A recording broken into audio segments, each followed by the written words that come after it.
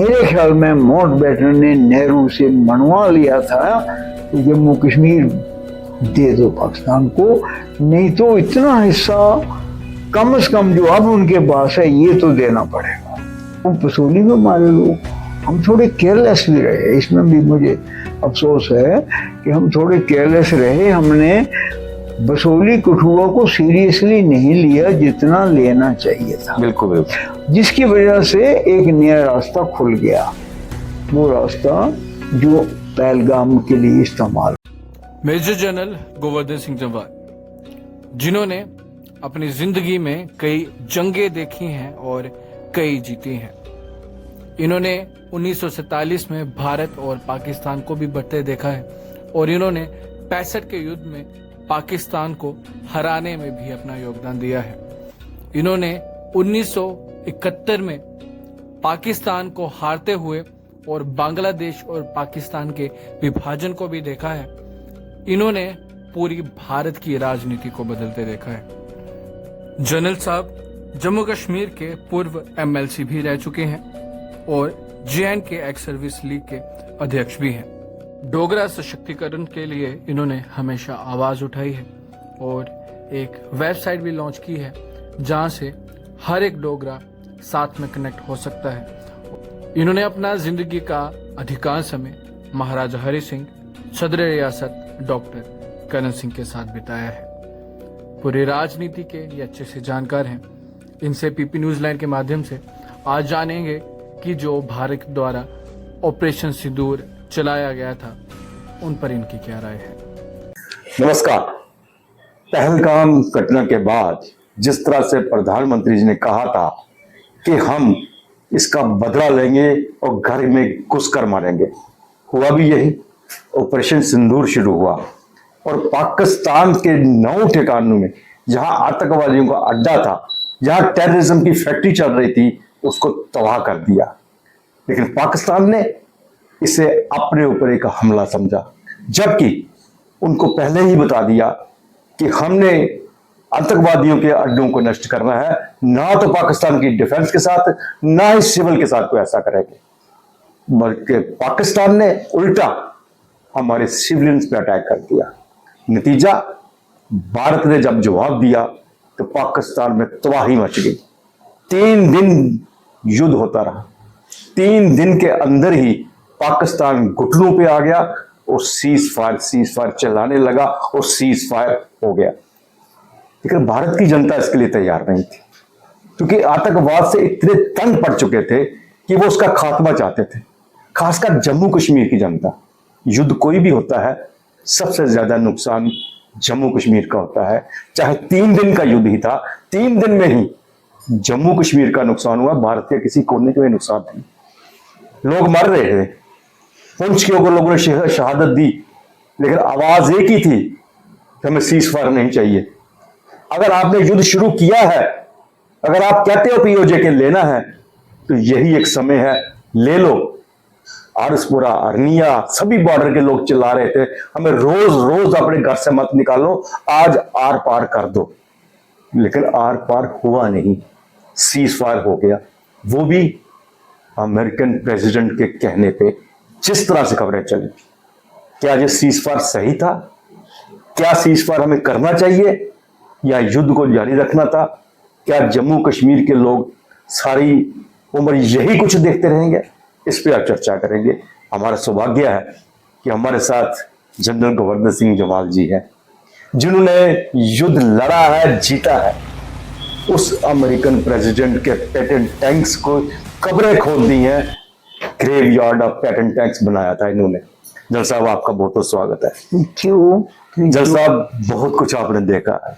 65 का युद्ध, 71 का युद्ध लड़ा आपने। Graveyard of Patton tanks, जो अमेरिकन परेशान हो गए थे, अमेरिकन प्रेसिडेंट, मेरे टैंक्स भी इस तरह से जो हॉस्पिटल तबाह हो सकते हैं।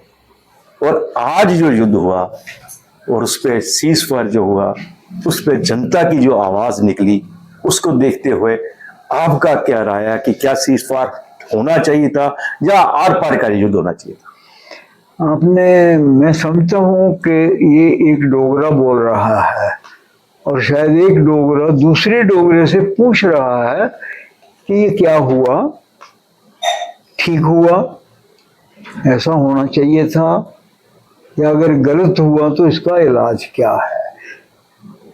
ऐसे विचार मेरे ख्याल में हर जम्मू वासी या जम्मू कश्मीर वासी के मन में है, क्योंकि ये जो कुछ हो रहा मैंने पहले दिन से देखा है। 1947 के पहले दिन की लड़ाई, उससे भी पहले मेरे गांव में 12 सितंबर को इतना फायर हुआ, पठान राइफल टकदम टकदम। 12 सितंबर 1947 में लेफ्टिनेंट बना, महाराजा वीर सिंह जी ने इंटरव्यू की, लेफ्टिनेंट बनाया, हम छुट्टी आए, गांव में आए। पाकिस्तान ने ये रेड्स करना शुरू कर दिए थे सितंबर में, और रेड्स में पठानी राइफल आते थे, वो टकदम टकदम मेरे घर में टक टक गोलियां लगी हुई थी। 12 सितंबर, अभी लड़ाई नहीं शुरू हुई थी। बबिया में रेड, अरनिया में रेड, श्वेतेरगिर में रेड, और ये रेड चलते गए, पुश के आगे नहीं जाते थे। पाकिस्तान का उस वक्त ये आइडिया था, और ये आपको मालूम होना चाहिए कि ये अंग्रेजों ने अटैक करवाया था। पाकिस्तान को तो पता भी नहीं था पूरा, बिल्कुल बिल्कुल, कि अटैक, क्योंकि उन्होंने ही गुलमर्ग ऑपरेशन नाम दिया, और 18 अगस्त को ही, अभी तो 16 अगस्त 15 अगस्त को तो पाकिस्तान बना, और एक ही दिन में से हालात ये कम से कम 3 महीने लगते हैं ऐसे ऑपरेशन ऑर्डर को तैयार करने में। वो आगे तैयार था, और वो इशू भी कर दिया उसने, दस्तखत भी कर दिए 18 अगस्त की।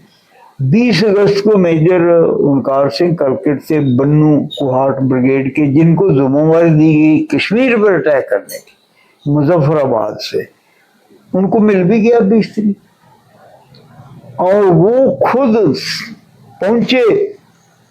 2 महीने उनको उन्होंने हाउस अरेस्ट कर दिया। मुश्किल से 19 अक्टूबर को वो पहुंचे, और सरदार बलदेव सिंह को बताया कि 22 तारीख अटैक होने वाला है, आज 19 है, कुछ करो। नहीं किया। क्यों नहीं किया, मैं आज बोलता हूं क्यों नहीं किया। मेरे ख्याल में माउंटबेटन ने नेहरू से मनवा लिया था कि जम्मू कश्मीर दे दो पाकिस्तान को, नहीं तो इतना हिस्सा कम से कम जो अब उनके पास है ये तो देना पड़ेगा। इसीलिए उन्होंने कोई एक्शन नहीं लिया। टेलीफोन नहीं किया महाराजा हरि सिंह। इधर हमारे प्राइम मिनिस्टर थे, वो भी कांग्रेस के थे, जो बाद में चीफ जस्टिस बने, मीरचंद महाजन, उनको भी टेलीफोन नहीं किया। वो तो उस वक्त प्राइम मिनिस्टर थे, उनकी जिम्मेदारी थी इस रियासत को बचाने की। जब उनको पता लग गया 19 तारीख, अपने अफसर ने बता दिया कि 22 को जम्मू कश्मीर पर बहुत बड़ा हमला हो, क्यों नहीं बताया, कौन जिम्मेवार है। इसका मतलब ये है कि ये जम्मू कश्मीर का हिस्सा बार्गेन हो चुका था। चर्चिल ने, इटली ने, माउंटबेटन ने, तभी तो तीनों चीफ आर्मी नेवी एयरफोर्स अंग्रेजों के यहाँ थे, और पाकिस्तान में भी थे, वो तो गए नहीं। अगले साल जुलाई तक, जब तक लड़ाई खत्म करके सीज फायर करवा के ही ऑलमोस्ट फैसला करके गए। तो ये बात जम्मू कश्मीर के लोगों को, जम्मू के लोगों को पता होना चाहिए से। इसका मुकाबला अगर किसी ने किया तो महाराजा हरि सिंह ने की। इसी के लिए तो उसको, उनको एग्जाइल मिला और चले गए बाहर। जो कुछ आज हमारा जम्मू कश्मीर में है उनकी वजह से है, वो अड़ गए थे, मुझे मालूम है, मुझे खबरें मिलती रहती थी। इन हालात में क्या हुआ, 75 वर्ष में पाकिस्तान हमले करता ही रहा। हमने एक ही हमला किया, वो भी अपने लिए नहीं। इंदिरा जी ने जब बांग्लादेश को, ईस्ट पाकिस्तान को बांग्लादेश बना दिया, हमें तो कोई फायदा नहीं हुआ उसका। जी बिल्कुल बिल्कुल, बल्कि 93,000 उनके प्रिजनर लेके वापस दे दी, और शायद अपने 25-30 जो पड़े थे वो भी वापस नहीं लिए, वो अभी तक सड़ रहे हैं उधर। और कितने स्क्वायर किलोमीटर एरिया भी वापस कर दिया, नहीं मिला। और मैंने 73 की लड़ाई, 71 की लड़ाई उधर देखी। 72 में मैं इधर पोस्ट हुआ, ब्रिगेड कमांडर यहाँ इसमें चुकरोई, और इधर इधर हमने डगर ले ली थी, वो भी दे दी वापस। और मैंने ही वो करवाई थी कत्तर की लड़ाई के बाद, जहाँ जो टॉक्स हुई उसमें हाजी पीर दिए वापस। मेरी मौजूदगी में ये सब दे दिया। हाजी पीर जीता वो दे दिया, डैगर दे दिया, 93,000 प्रेजेंट भी दे दी। मतलब जैसा बात है कि जो हमारा लिया हुआ दीक्षा में वापस नहीं लिया, हमने जो जीता होता उनको दे दिया। मतलब हर बार हम पाकिस्तान को दूसरी तरफ कहते हैं कि छोटा सा मुल्क है, 20 करोड़ की अगर आबादी, उससे ज्यादा तो मुसलमान यहाँ पे बसते हैं। इतनी सी आबादी है तो हमें हर दिन परेशान कर रहा है। आज जब प्राइम मिनिस्टर मोदी से लोगों ने उम्मीद लगाई थी, क्योंकि बार बार भाषणों में ये कहते थे घर में घुसकर मारेंगे, खत्म कर देंगे पाकिस्तान का पीओजे के, हम वापस ले लेंगे, सब कुछ करेंगे। अब जब मौका मिला फिर क्यों रुक गए? मैं समझता हूँ कि जो पाकिस्तान है ये इन ए वे कुछ लकी है मुल्क। कहाँ से बना ये? हिंदुस्तान से बना, बिल्कुल यहाँ से निकला। ये तो कोई मुल्क बना भी नहीं है, ये तो काट के दे दिया हुआ है। और उसके बाद पूरी वर्ल्ड उनकी मदद करती रही है, हर बार उनको बचाते रहे और हर बार वो ही हमला करते रहे। मैंने कहा कभी हमला नहीं किया। और हमारी गवर्नमेंट्स भी पाकिस्तान के प्रति हमेशा संवेदनशील रही हैं। इवन हमारे वाजपेयी जी बेचारे बस में बैठ के चले गए जी, और वहां से क्या मिला? करगिल मिला। शर्म की बात है। और हमारे भाई अभी भी जम्मू से कई कहते हैं कि पाकिस्तान के साथ सुलह करो, पाकिस्तान के साथ ये करो। पाकिस्तान ने क्या किया? जब तक पाकिस्तान को आखिरी एक सही रास्ता नजर नहीं आएगा वो ऐसा करता ही रहेगा।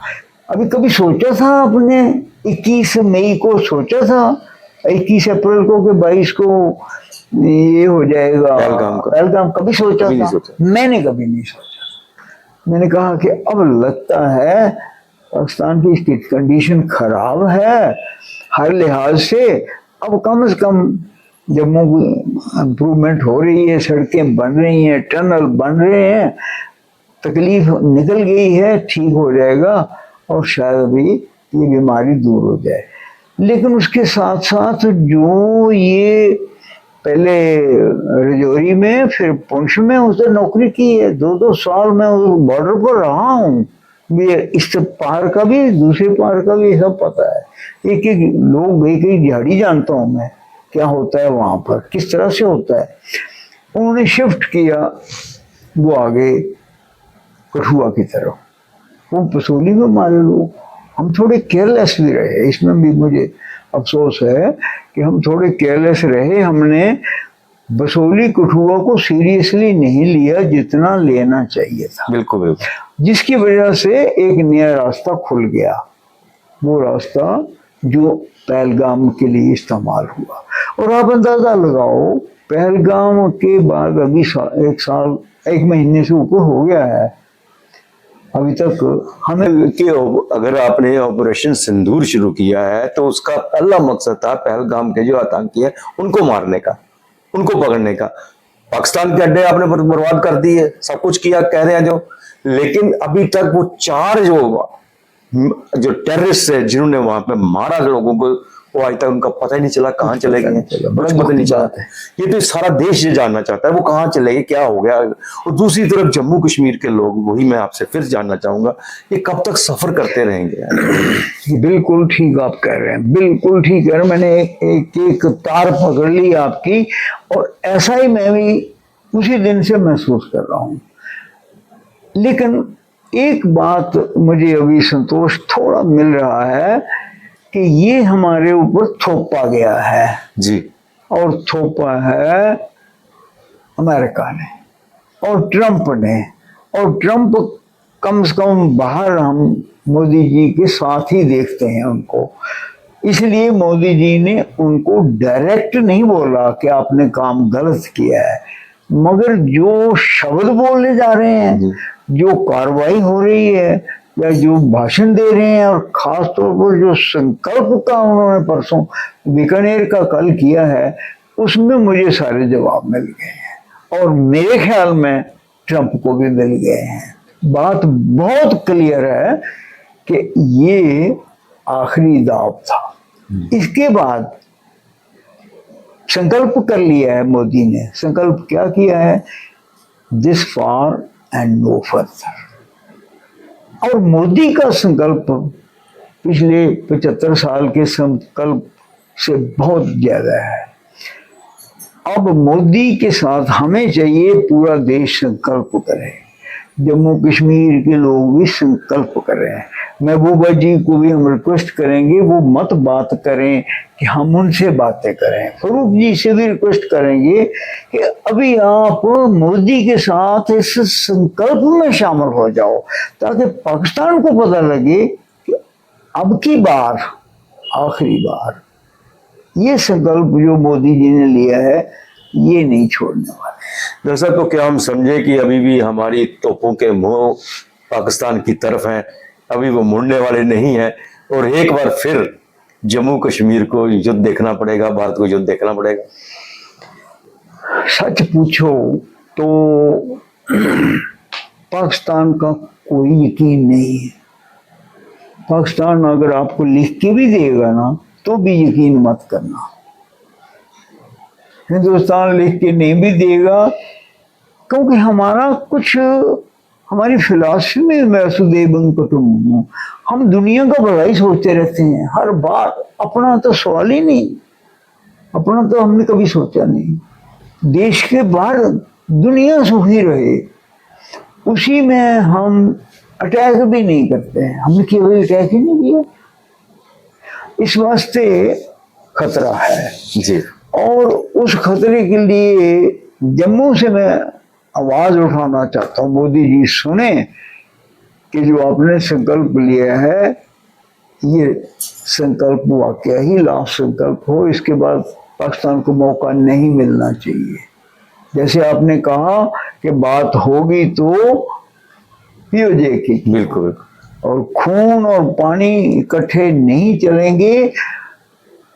अगले 2-3 साल में पानी सारा डाइवर्ट हो जाए, उसके बाद अगर पाकिस्तान दो काम करता है, पानी की छेड़खानी करता है या फिर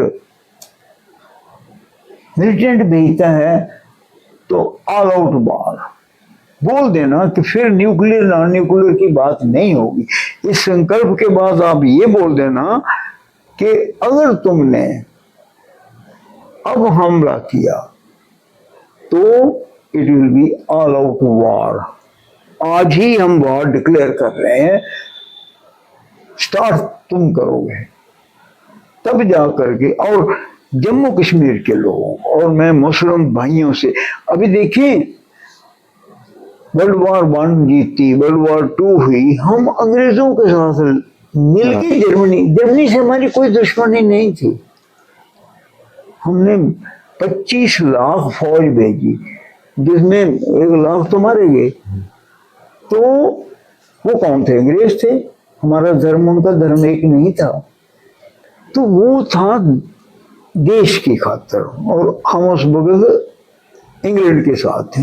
अब हम आजाद अपना देश हैं, हिंदू मुस्लिम सिख ईसाई सब भारतीय हैं। हम सबको भारतीय रह करके जो भी हम पर हमला करे, चाइना हमला करे तो हमने चाइना के खिलाफ, पाकिस्तान हमला करे तो पाकिस्तान के खिलाफ, कल कोई तीसरा मुल्क पर हम अमेरिका ही हमला कर दे तो हिंदू मुस्लिम इकट्ठे होने चाहिए। आज इस संकल्प के बाद मैं तो ये समझता हूँ ये एक ऐसा पॉइंट बन गया है कि अगर हम लोग वसी हैं, बेशक बातें पॉलिटिक्स की करें, लेकिन जहां तक लड़ाई का पाकिस्तान के साथ ताल्लुक है, हम सबको एक आवाज होना चाहिए आज के दिन के बाद। तभी हम पाकिस्तान को चुप भी करवा सकते हैं, रोक भी सकते हैं और मार भी सकते हैं। बिल्कुल सही कहा। और अब उम्मीद करते हैं कि जिस तरह जनरल साहब ने बताया और उनका पूरा एक्सपीरियंस इनके सामने है, कि आने वाले दिनों के अगर पाकिस्तान बाज नहीं आया तो वो वही होगा जिस तरह से जनरल साहब ने बताया है, और पाकिस्तान का नामो निशान नक्शे से मिट जाएगा। बहुत बहुत धन्यवाद जनरल साहब, आपने अपना कीमती समय हमें दिया। Thank you very much. नमस्कार।